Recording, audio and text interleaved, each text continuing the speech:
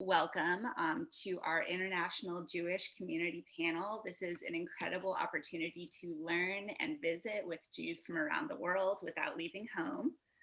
So our host is Amy Weiss, a former Twin Citian and currently OLAM's Director of Jewish Communal Engagement and Learning. And she moderates this panel featuring three Jews who are doing incredibly important work around the globe.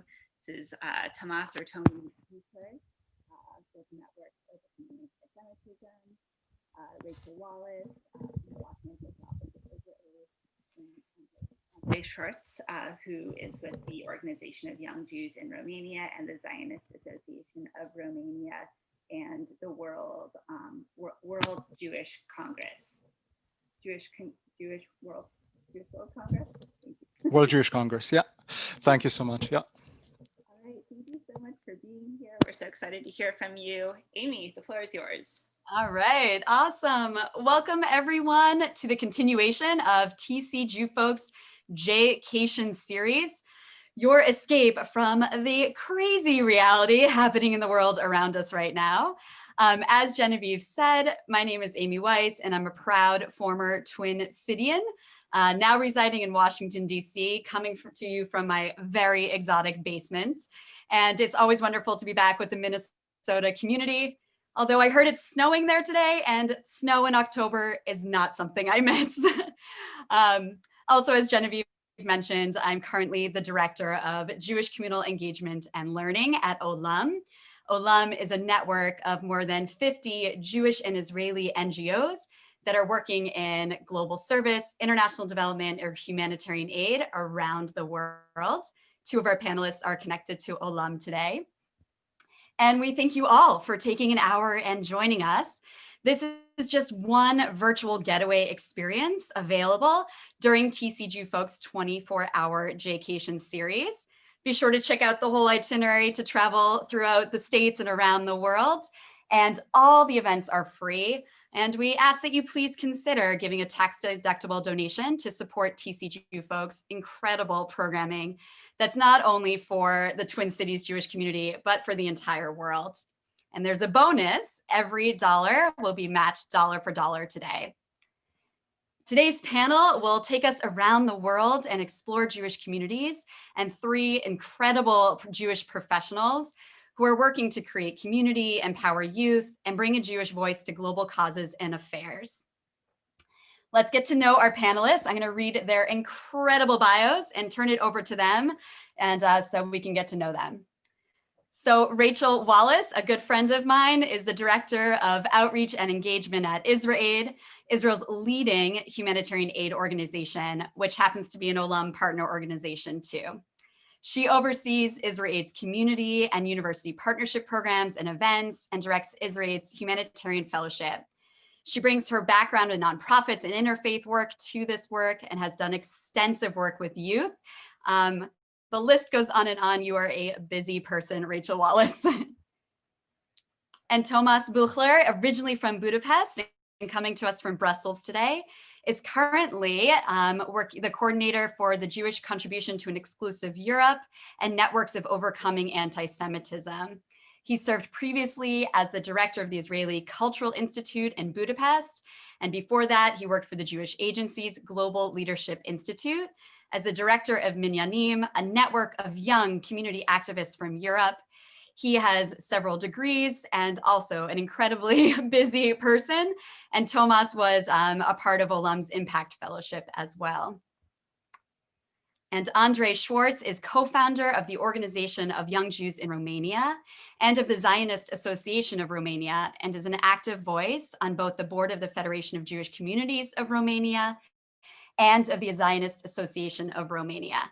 His past positions include those of VP and Treasurer for the European Union of Jewish Students, as well as Executive Director, Executive Board Member of Cold Door. He also started the World Jewish Congress's flagship program, the Jewish Diplomatic Corps. So, three incredibly impressive panelists that I know you are all excited to hear from. Please feel free throughout to submit questions or comments. We'll get to your questions at the end. And let's get started. We are going to head to Brussels. So Tommy, tell us a little bit about yourself and specifically growing up in Hungary. Can you share a little bit of some of the leaders in your community that shaped you and inspired you and inspired your Jewish involvement today?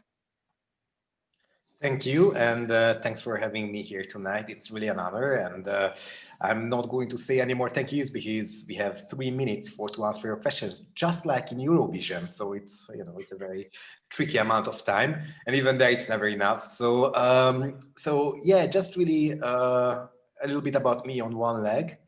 I was born in Budapest, grew up there pretty much. I'm coming from a family where where we had a surprisingly strong Jewish identity, which wasn't really, let's say, usual growing up in the 80s and 90s. My grandparents are all Holocaust survivors, so all I grew up with was their stories from before the war and during the war, and that was my major connection with Judaism.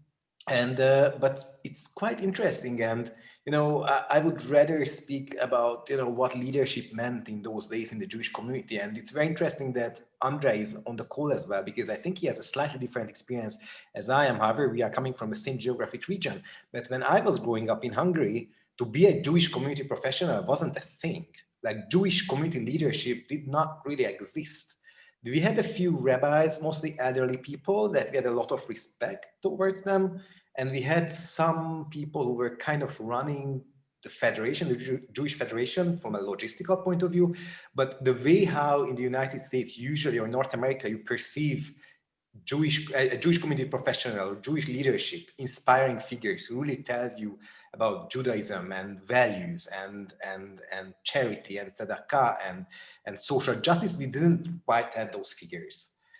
Definitely not Hungarian Jews. We had some Israelis coming in, we had some American professionals coming in, but I think I had to wait until I became a student and a young adult, but finally I figured out that these figures are there. It's just not necessarily easy to find them. So I don't want to sound arrogant by saying that I didn't have leadership figures in my life as a teenager in the Jewish community in Hungary, because I had. There were some amazing people, the director of the JCC, the director of Szarvas, which is the largest Jewish youth camp in Europe. There were some amazing people, but they were more like kind of an exception rather than the rule. So I think that's very much a challenge in our generation in Central and Eastern Europe, to kind of figure out what Jewish community leadership might mean for us in our local context. What are those issues that we should connect with each other? What are those dilemmas and those value-based big questions that we should care about? And these things are really not trivial. So yeah, I think that was my short 3-minute introduction, and I'm excited to take it further later on. Awesome, thank you. And as you said, it's quite a contrast to the community I grew up in, North America, where Jewish communal professionals were I was surrounded by them. So quite a contrast in how the different Jewish communities around the world exist. So we're going to head off to Romania to say hi to Andrei Schwartz. And I'd love to hear a little bit about your background. And specifically, Andrei, what are some of the major events or unique parts of the Jewish community in Romania that have influenced you and your Jewish identity? So that's, again, very interesting that Tommy and I are separated only by a few hundred kilometers, well, before he made the bold move to Brussels. And there are similarities between our growing up, but there are also differences in the sense where, and again, thank you so much, everyone, for joining in this beautiful morning, I hope, although it's quite chilly, I understand, in the Twin Cities area. It's really a privilege to speak with you and Ami and Genevieve. Thank you so much for hosting us. So yeah, Romania was together with the former Soviet Union. I was born in '81. They were together, the most repressive dictatorships back then. And that translated also in the shape and expression of the Jewish community, which was a mirror of society. It was a tiny part of society and very much a mirror of that. So that included, we had Ceausescu was the autocrat leader of Romania. And then we had someone who was also a strong figure, I wouldn't define as an autocrat or a dictator, who was the chief rabbi and president of the Federation of Jewish Communities, Moses Rosen. Now, and he did quite a lot of good to Jews in Romania, those who survived the Shoah. Of the 800-something thousand Jews who lived on the current map of Romania before the Shoah, about half survived, and Romania was split between Hungarian control and Romania's together with Germany.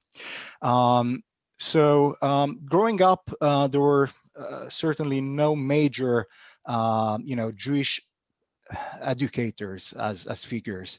There was this central figure who we were looking as, towards Moshe Rabbeinu.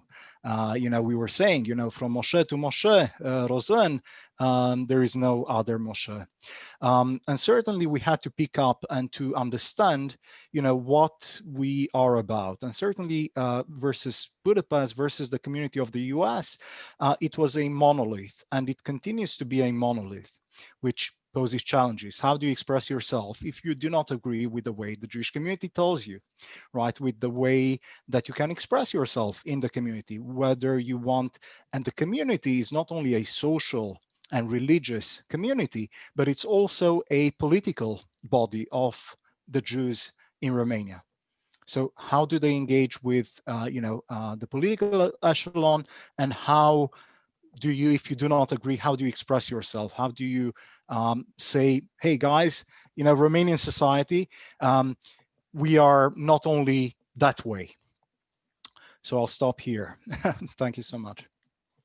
Awesome. Thank you, Andrei. And we're going to head into the States and to California, where I'm sure you have beautiful palm trees and weather compared to the rest of us.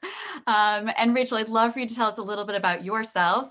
And you work for an international humanitarian aid organization. So tell us a little bit about what brought you to that work and how that intersects with your Jewish upbringing and values. Sure. Again, thank you so much to Libby and Genevieve and Jewfolk for having me today. And it's always a pleasure to be here and to learn from three exceptional Jewish leaders in their own right. I'm Rachel Wallace. I'm the Director of Outreach and Engagement at an organization called IsraAID, which, as mentioned, is Israel's leading humanitarian aid organization. So often in our circles, we might hear that Israel is the first on the ground, let's say after a big earthquake or tsunami or other natural disaster, refugee crisis, etc. Whatever it is, most of the time, that's IsraAID. And not only are most of the time we the first organization on scene after a crisis, but we're also the last to leave. And we stay most of the time anywhere from 2 years, 5 years, sometimes even up to 10, way after the media and the cameras leave. Because for us, we know that that's important to help communities build back even stronger, even stronger than they were prior to a crisis. So what led me to this role in the US? I've always been very interested in international relations and international development issues. And in the United States, as Amy mentioned, there are many ways to be Jewish, and we're very fortunate in that way, especially in Los Angeles, where I'm from and where I'm still living. And for me, Tikkun Olam and repairing the world was always a central component of my Jewish identity, and supporting the vulnerable and helping the stranger, key values that are core components overall of the American Jewish life. And for me also, my Judaism and my Zionism and my Israel identity are interconnected. So we all know there's so many humanitarian aid organizations doing great work. And for me, I intentionally chose to work for an Israeli one, because while of course our goal is humanitarian aid and supporting refugees and supporting survivors of natural disasters and supporting those enduring health crises and health epidemics. Of course, those are our key goals because that's the right thing to do. But as a secondary benefit from all this, it is really amazing to be able to build bridges in the world between these communities on the ground and Israelis. And when I say Israelis, what's beautiful about IsraAID is that they truly embrace Israel's diversity. And our staff consists of Israeli Jews, Israeli Arab Muslims, Israeli Arab Christians, Druze, Palestinians, and also on the Jewish side, we have very diverse Israeli Jews working for us. So I'm very proud to represent the organization in the States, which is an organization that truly embodies almost every incredible quality about the state of Israel, and also showcases, the ethos of the country in terms of its entrepreneurial spirit and its creativity and its innovation. So all of those factors really were what led me to join IsraAID and work in Los Angeles as well as throughout the States. Amazing. Thank you so much, Rachel. So I want to now start to delve a little bit more into your professional lives, and particularly all of you work with youth in some capacity. And I know I was incredibly shaped by my youth group in Boston growing up. I actually met my husband at age 14 on an airplane going to a youth convention. So to me, youth empowerment is certainly a huge part of my Jewish identity. So I'd really love to hear about the youth within your communities and how you're inspiring them in their Jewish identities. So Andrei, much of your work focuses on youth in Zionism, including your creation of the World Jewish Congress's flagship program, the Diplomatic Corps. I'd love to hear what you see at the forefront of youth's minds in Romania, and tell us a little bit about their Jewish identity. What are they grappling with? What do they connect with? What are their passions? Ooh, that's a big question, and multiple questions as part of that, isn't it? I'll just want to rephrase something, with bios and so on. So I'm one of the members who created, the Jewish Diplomatic Corps, which is now the flagship program of the World Jewish Congress. There were many people there who are very talented, very diverse, a group, but basically they shared one thing. After student age, we realized that there is not a lot of a ground for people to still be active if they were not professionals in the Jewish community. If they wanted to give back in a voluntary way, and I'm not a Jewish professional, I just wanted to clarify that as well. So that was really the goal. We said, look, we have people who are journalists, who are doctors, who are PhDs in a variety of areas. They are entrepreneurs, they are whatever, but they want to still be engaged. They want to, from their talents, they want to contribute to human rights in general. Jewish rights, and then to also impact in whatever little way we can the welfare of the state of Israel. So those were the main goals, and we created something where there was nothing, and there was a lot of there was an uphill struggle at the beginning, but now to people who join now. The organization, it feels natural. So this is something that together with this very talented group of people from really 6 continents, I'm quite proud of this achievement. And I think one of the key elements to it is how we really fought, in an organization which is so strong as the World Jewish Congress. How do you make sure that you still keep this entrepreneurial spirit, and how do you make sure that people still can keep their freedom in proposing programs, in leading them, versus a office top-down approach, right? Because we are not employees. We are not employees of the World Jewish Congress, and we saw that our passion is basically mandated or shaped by 2 major elements. One, that we see that we can bring about results, however small they are, right? These people are, again, because they are volunteering their time and passion, their passion can be, will stop when they do not see that their time and efforts bring about some sort of change. So we try to have programs which are short-term, and then those that are longer term with no, end in sight. Peace, in the Middle East, right? I'm not sure. I probably ran out of time, and I probably didn't answer your question, but I hope I took a small stab at it. It was awesome, fantastic. I appreciate it. And Tommy, we're going to head over to you to learn a little bit more about the Budapest Jewish community. So I know you're deeply entrenched in the Budapest community. What are some of the trends you're seeing there with Jewish involvement and interests? And what do you think makes the Budapest Jewish community particularly unique?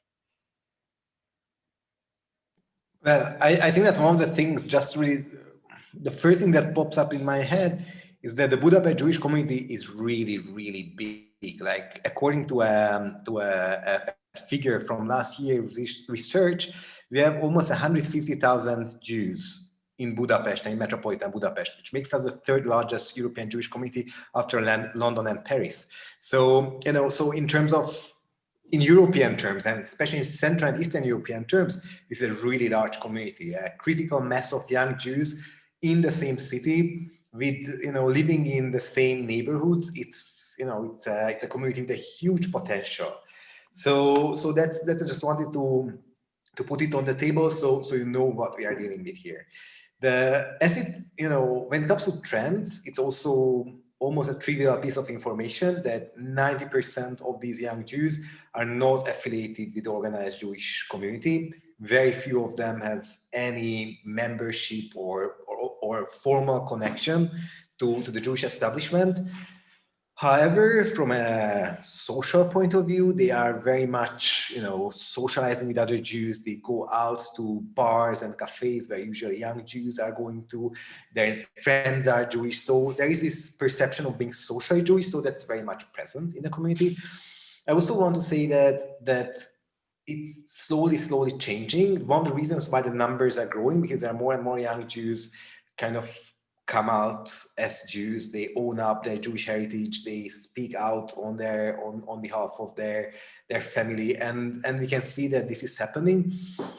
Of course, there is a very strong narrative in the community, and I think later on I will have the chance to tell you a little bit more about that. That there's a very strong narrative in the established Jewish community that we are victims. You know, this community is a community of Holocaust survivors, first, second, and third generation.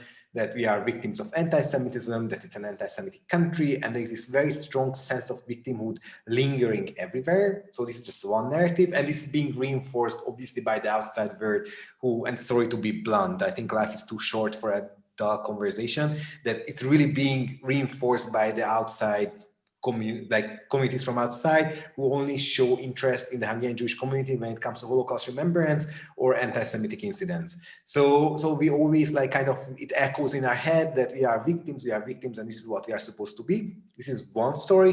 There is another story out there, especially in the young community, that says that there is a Jewish revival, there is a Jewish Renaissance.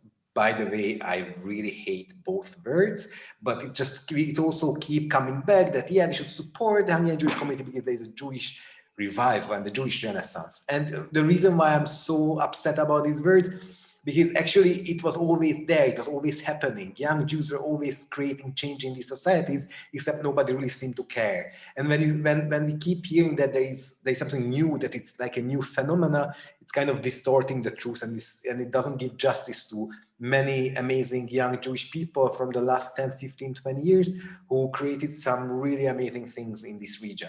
So that's why we are a little bit skeptical and a little, let's say, sarcastic when we hear these Jewish renewal or Jewish Renaissance narratives, especially because, and I guess this goes back to what I said originally, and I think that young Jews are concerned about very different things, and young Jews in Hungary are trying to figure out what is our collective purpose and our collective potential as a community. And this has nothing to do with the Holocaust. There's nothing to do with anti-Semitism and the hostile world around us. And of course, these are both important matters. This is just not, like, you know, you're asking about trends. This is not what's on our mind these days. What's on our mind are issues of social justice, issues of human rights, issues of inclusion. And when I say inclusion, I mean inclusion if its best and widest terms. How we can create a community that people actually want to be part of, and they're aligned with our values as open-minded, liberal, democratic European citizens. and how we can create change along those lines in our society and in our community. So in that sense, there is definitely a bit of a clash between the official narrative of the Jewish establishment and what young Jews really seem to care about.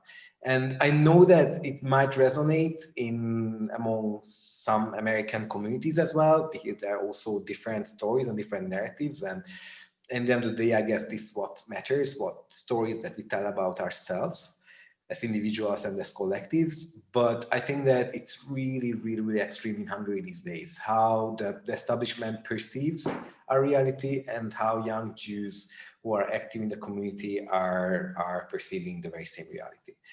So I hope I'm making sense, and I hope I'm not being too provocative. But again, this is, I guess, this is the fun part of it. So people can also, first of all, they can be angry with me, and they can also ask tricky questions after all. So yeah, so.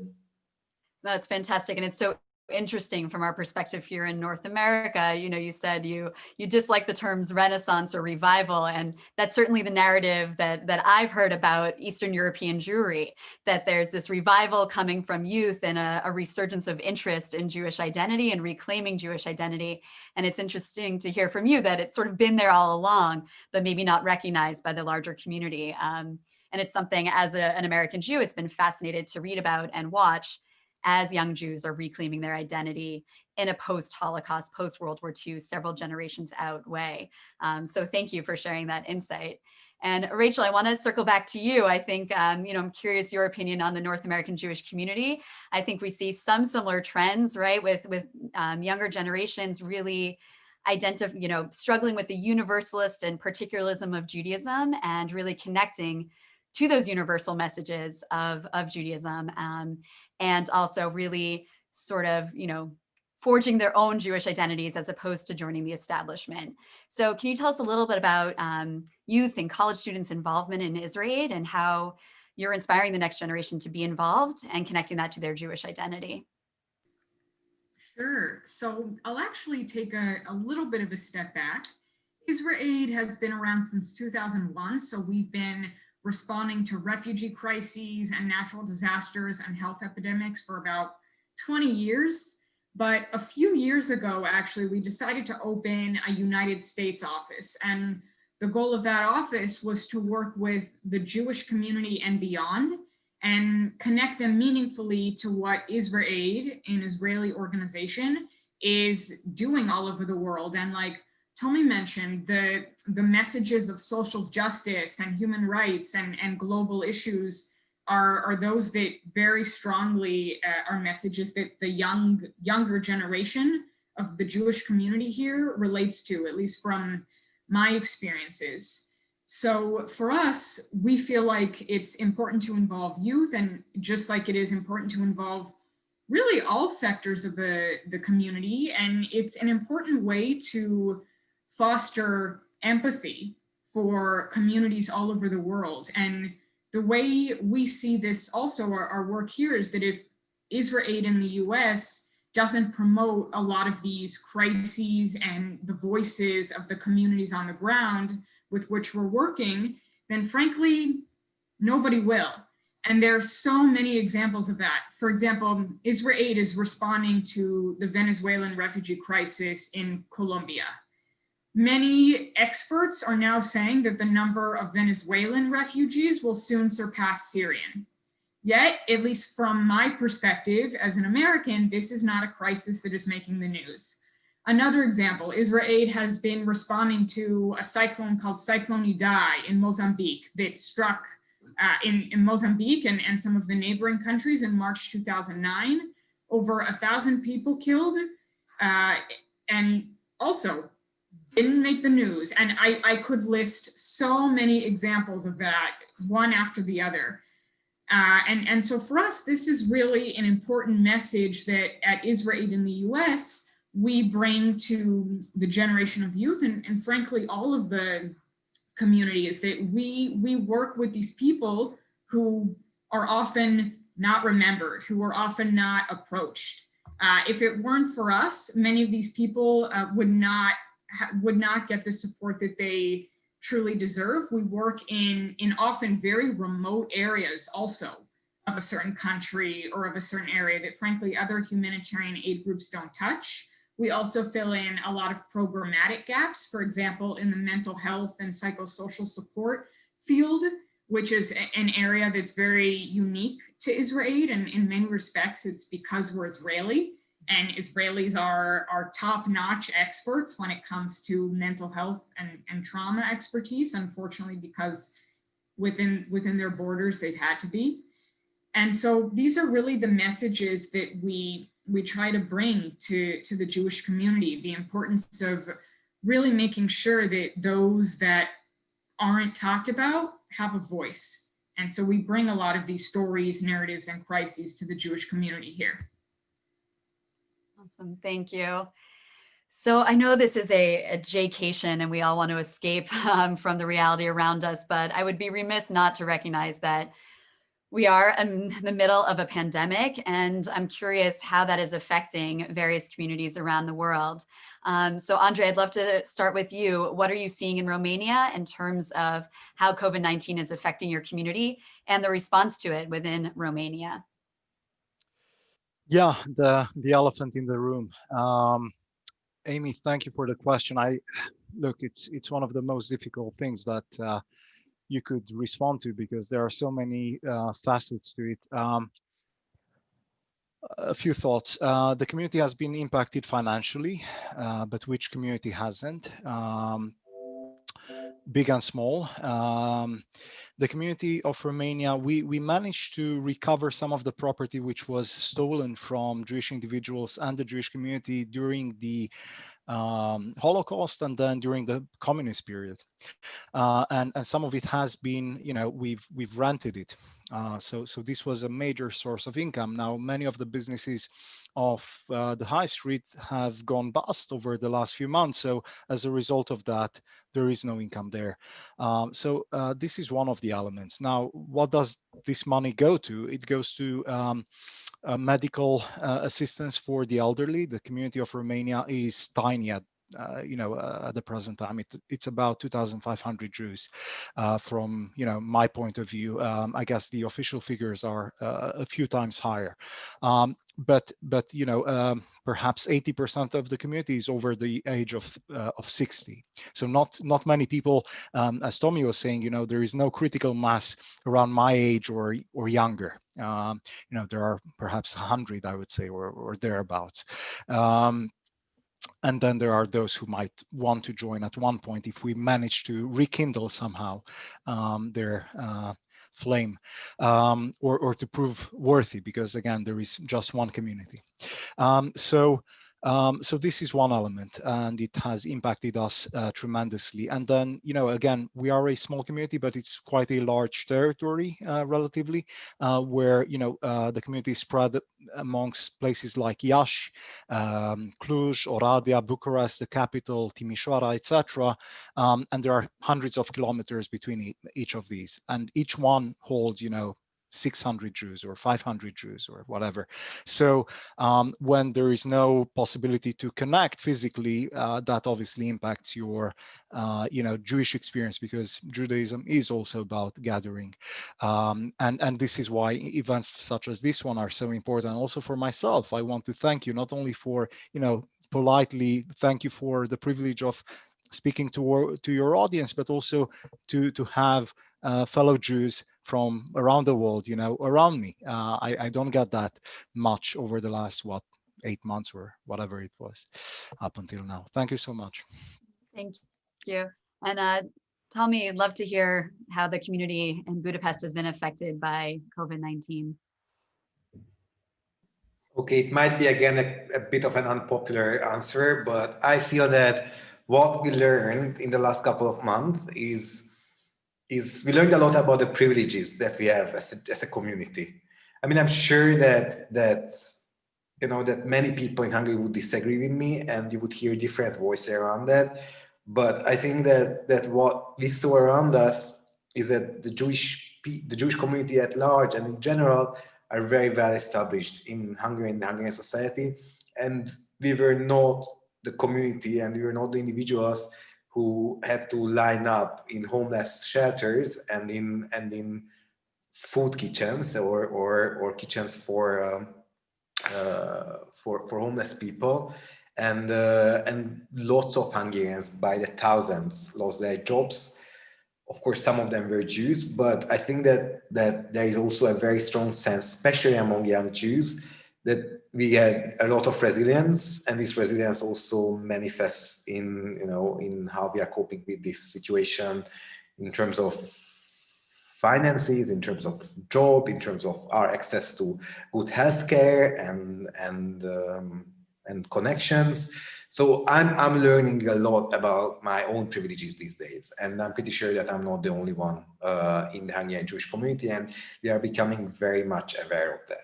So that's, you know, that's I think my take on that question. But I also do want to say that, of course, there are Jews in Hungary who got into extreme poverty these days, and there are Jews who are in really, really deep trouble caused by COVID.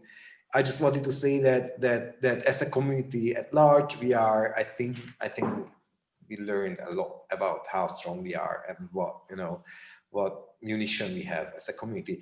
I do want to say though that now that I'm working on a big pan-European project on overcoming anti-Semitism, anti-Semitic hate speech, especially online, is skyrocketing. And Andrei is working for the World Jewish Congress, who is actually one of our partner organizations. We see that COVID impacted really badly the situation of anti-Semitism in Europe, from, again, mostly cyber hate, but not only. We see it also in hate crimes. We see it on social media. That's I think what would keep me awake at night, not COVID as a virus itself. Yeah.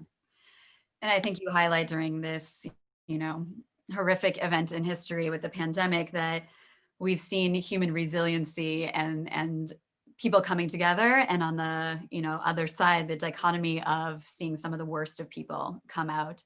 And Rachel, you know, IsraAID is working with some of the most vulnerable populations around the world. And we all know that during COVID, the inequities and that vulnerability has been just exaggerated. Can you share a little bit about how IsraAID is responding to COVID? Sure. We are responding to COVID-19 in 16 nations. And in most cases, we were actually in these nations prior to COVID, working with refugees and working with survivors of natural disasters. And these people are already in some of the most vulnerable stages in their lives. And to add COVID-19 on top of that only exacerbates the situation. So we've been responding to COVID-19 in many, many ways. And we've had to adjust a lot of our programming, of course, because we can't gather and bring people together in the same way. There's so many examples, one of which actually, I'll share a couple. So we are actually, as I mentioned, we're working with Venezuelan refugees in Colombia. We're also working with Iranian, Iraqi, Syrian, Afghani, Kurdish, and African refugees in Greece and Germany. In Colombia, prior to COVID-19, we actually created, together with the local community, 2 what we call child-friendly spaces. And those are spaces literally where kids can just be kids and can process a lot of the trauma that they may have gone through as refugees, the journey from Venezuela to Colombia. And IsraAID actually runs these spaces and runs a lot of our creative therapy, like art therapy, sometimes drama therapy programs, a lot of educational programs. And also we were providing food to these refugee children. And in many cases, this was the only source of food that they were receiving. And it came from us. But of course it was, we brought on local people from the community to prepare the food and to distribute it, because that's really our approach. It's very much community-based. We're long-term. We always form partnerships with local community groups on the ground. And that's why we're a very trusted source. So once COVID-19 came, believe it or not, a lot of the first steps that we took were to disseminate the relevant World Health Organization materials and other information into local languages, whether that be Spanish, whether that be Greek, Farsi, Arabic, because, you know, we take for granted, at least in the States, a lot of this easy access to information that we have, but even with that easy access, there are still, and there were, especially when COVID first arrived, so many misconceptions about what it was, so much, you know, there was still and still is so much unknown. Even the idea of washing our hands all the time and needing to socially distance. You know, Tommy talked about this idea of privilege. Well, I think with respect to COVID, we certainly have it in the States, because working with these refugees and in Greece, for example, working in refugee camps, everyone is so cramped. Especially, for example, in Moria refugee camp, which unfortunately just burned down a few weeks ago, but that was a camp that was designed to hold about 3,000 refugees that were coming from the Middle East. Before it burned down, it was holding about 20,000. Wow. So this idea of social distancing, I mean, in many cases, it's not an easy possibility for these communities. So what IsraAID has been doing actually in many areas has been providing water hand washing stations. We've also been disseminating a lot of do-it-yourself art therapy and creative education programs. And actually in a couple places, like in Colombia and in Greece and in Germany, we've been piloting an education tech app, actually called Matika, which is an Israeli app. And that way students can learn math on their own, actually, through an app, and it's totally do-it-yourself. It obviates the need for a teacher to physically be present. It doesn't require any kind of specific language. So that's one way also that we're incorporating a lot of Israeli technology and expertise into our work, and also distributing just a lot of do-it-yourself education programs for children and for families, and making sure that a lot of the schedules and that a lot of our programs are still consistent, even if we can't gather, and also in sometimes moving them to virtual programs. Yeah. Excellent. And this is a great segue. Before I ask our next question, just want to remind anybody out there in Zoom land, please feel free to throw any questions or comments you have into the chat, and I'll make sure to ask our amazing panelists what you're curious about. So Rachel was speaking a lot about Israel and Israeli technology and bringing that to the world. Each of you work with Israel in different capacities in Zionism, and I'm curious what you all see as a connection to Israel within your community and the future of the role of Israel in future generations' identity. Tommy, I'd love to start with you. Yeah, so I think that the first years of my career as a Jewish community professional were very much focusing on birthright. And I think that in the early 2000s, mid-2000s, there was really, really amazing experience that hundreds and thousands of Jewish young adults from Central and Eastern Europe ended up on birthright trips. And, you know, I'm sure that Andrei can connect with that, but when we say unaffiliated young Jews in Hungary, we don't mean that they didn't have a bar mitzvah, or they are not going to shul, or they don't know what is gefilte fish. When we say unaffiliated, we mean people who literally never heard of Judaism ever. They never had a conversation about Judaism. They never had like a Jewish experience in their life, like literally zero, nada, nothing. So these were the people who started to show up on birthright in those years. Again, by the thousands. Like we had years when we had 300-400 people, 5, 6, 7, 8 buses. And they were people who could bring a document proving that they have a Jewish grandmother or Jewish grandfather, but they were almost accidental. Like it happened very often that, you know, that they heard in the university that there's this free trip to Israel. They went home and they said that, you know, if you have a Jewish granny or a Jewish grandfather, we could go to this free trip to this whatever country, which is, you know, problematic as it sounds, but still, you know, free trip, whatever. And then the parents said, yeah, you know, actually granny was Jewish. Actually, we never really talked about it, but if you really want to go, like, actually we are Jewish. And it happened way more often than you would believe. And, when I went to a trip when I was 18, and that wasn't really yesterday, it was one of the first birthright groups from Hungary, I thought that I couldn't understand what's happening around me, because I grew up in the Jewish community and my family was very much involved in Jewish life, but in a very basic way. But I just couldn't understand how is it possible that all the other 40 people in the group has zero idea. Like, how is it even possible? And probably I was a bit dumb and I was a bit naive, but still, like, it was really a shocking experience to understand that most of the young Jews had no connection whatsoever. So in that sense, birthright at Israel wasn't only their first Israel experience, it was their first Jewish experience.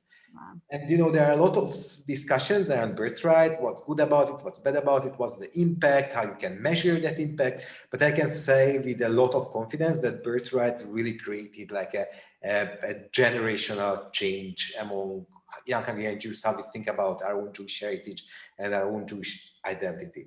So I remember that once there was a research among young Hungarian Jews, how many of them feel more connected and more active in their Jewish community after birthright, and the figure was like 70%, and I was really upset. I thought that, that's a really shit number, and that's really horrible, and like 17, 18 is really not, 70, 80 is really not a good figure for people who are becoming more engaged. And then I understood that in the other countries, such as the United States, that's like a 20% figure. So like actually our 80% is quite amazing when it comes to like birthright and post-birthright engagement. And the reason for that is that birthright was one of the only, and Israel was one of the only resource that these young Jews could really build on. So in that sense, Israel served a really, really important tool for us to create a community. And that's what's happening after. That's becoming more and more complicated and more political in terms of, again, values and how we think about our future in Europe and how we look at Israel. And I have to tell you that the Hungarian Jewish community was very, very supportive about Israel, no matter what. And only in the last couple of years, there are different voices in the community that are becoming more and more critical. And some of those conversations that are taking place in the US for decades, they just started to become more mainstream in Hungary about how to be supportive with Israel, and at the very same time being critical with Israel, and where are the limits of that. So these would be very cliched and very trivial conversations for North American Jews. In Hungary, it's pretty new, and but it's also happening really rapidly. Like a few years ago, it would have been totally unheard of that a rabbi in the Jewish community would say a critical remark on Israel. Today, it's happening. It's fine, and it's pretty mainstream. I would even say that.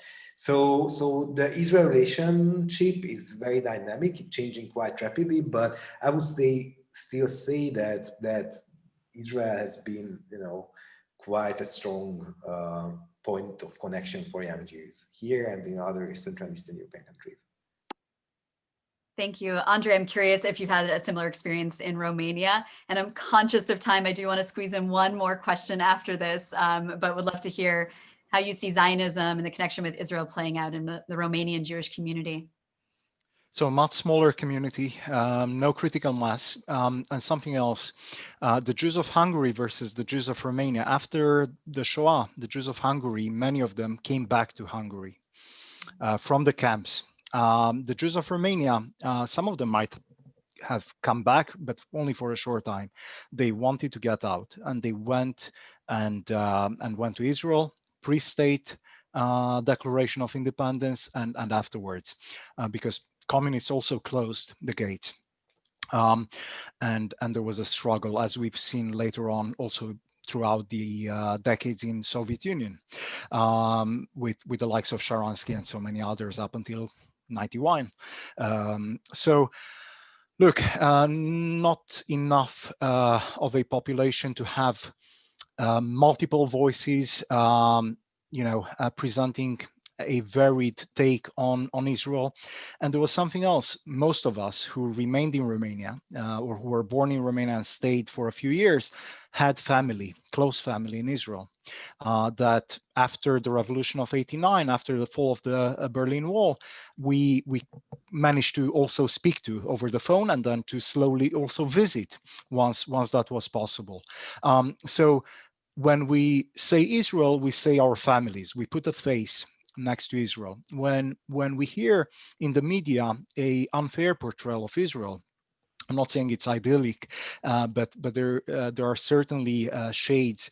But when we hear, massacres and and so on, we try to really dig deeper and to see whether there is an investigation into that, because we know our cousins from there. We know how they were educated. We know that there is a different Jew in Israel versus the Jew of diaspora. And certainly versus the Jew of Central and Eastern Europe of old, perhaps less so over the last decade or so, but still. So we are able to connect and to ask questions and to get answers. So this is also slightly different versus, bigger communities where sometimes outside of birthright, there is a 1 generation or 2 generation gap between the Jew of one place in the diaspora and their remote relative Amchu, but so far away that only the media will convey the message and the image of the Jew of Israel.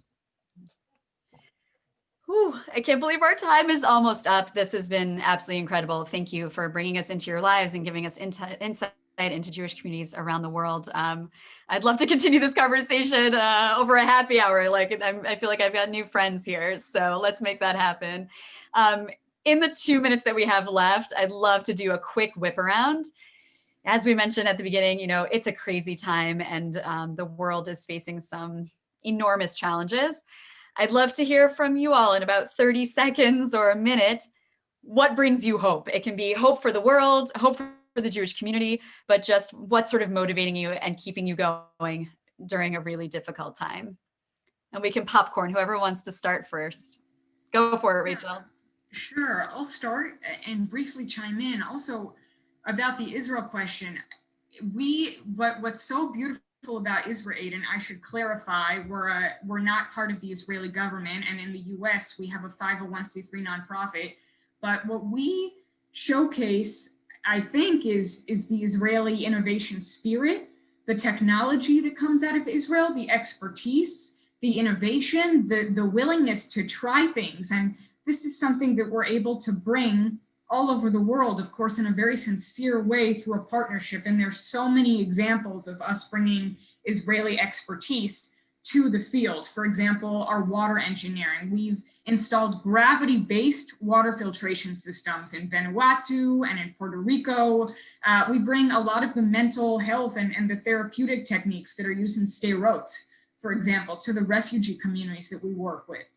And so what gives me hope actually is seeing IsraAID's work, frankly, every day, and seeing that persistence that they bring and that attitude, that spirit is very inspiring. And I had the privilege of visiting our work in Puerto Rico a little more than a year ago, and we're still there since Hurricane Maria. And to frame it a little bit, Hurricane Maria was one of the most intense hurricanes that has affected the Puerto Rican people. They refer to everything almost now, pre and post that hurricane, kind of like we talk about COVID, pre and post COVID. And actually, we're working in a very remote mountainous area called El Real. And when IsraAID came, a lot of the people called us angels because they were so grateful that an organization remembered them. They're in such a remote area that no organization had been there. And so we remember those people and we make sure to work with those types of communities that frankly are not touched. And so that motivation, that spirit is really what drives me and inspires me to continue our work. Amazing. I think it inspires us all. Andrei, in 30 seconds, what's giving you hope? Yeah, it's work such as the one done by Rachel and her team at IsraAID. It's really, I think as Jews, we have to be proud, but we also have to continue in this proud tradition of helping the others. And also the World Jewish Congress is, Jewish, but it really cares genuinely, not only in the sense of building networks about everyone, all minorities oppressed. We've seen anti-Semitism. We know the sources of that. They are not natural. They are the same as 100 years back, and we know how to fight it. There are two elements. Israel, we've seen with the peace agreement, if you want to call it, with Bahrain and the UAE. I'm not going to enter into the political arena and discourse around it, but we've seen, I think, the genuine interest of Israelis, of ordinary Israelis, to reach peace with their Arab brethren. We see it all over in people who have no agenda other than peace. So this gives me hope. And also the fact that the diaspora, that people in the Twin Cities area would care about Jews in Central and Eastern Europe at a moment when they have lots of things nearer to their homes, gives me hope. So thank you so much again. Thank you so much for being with us. Tommy, last words. It's really hard to make it 30 seconds. I know. I think I'm in a very, very lucky and privileged position, because part of my work at NOA and at CEJI is to collect stories from all over Europe of young Jewish people who are creating change in their societies through advancing democracy and human rights, situation of refugees, reducing poverty, combating systemic racism, LGBTQ plus inclusion. So I'm in a very lucky position, because every day I hear these stories. So, so there is a lot happening in Europe in this matter, and many of them are under the radar. But if you want to learn more, and and if you want to hear that part of European Jewish reality that is more hopeful and more optimistic, I mean, there are ways to do that, and you just need to listen, and you just need to hear out some of these voices. So yeah, so I guess it's an optimistic ending of this conversation, because I think there is a great reason. I mean, there's a lot of reason to be optimistic. Yeah. So thank you, everyone. It was a pleasure to talk to you tonight. And Amy and Libby, thank you for making this happen. And thank you for leaving us on such an optimistic point, and Shabbat Shalom to everybody. It was an honor to speak to you, and thank you for bringing us into your worlds and communities. And thank you to TCG folk. If you haven't already, I think there's buttons below to contribute to this amazing organization that brings amazing programming to the Twin Cities and beyond. Shabbat Shalom, everybody. Thank you so much.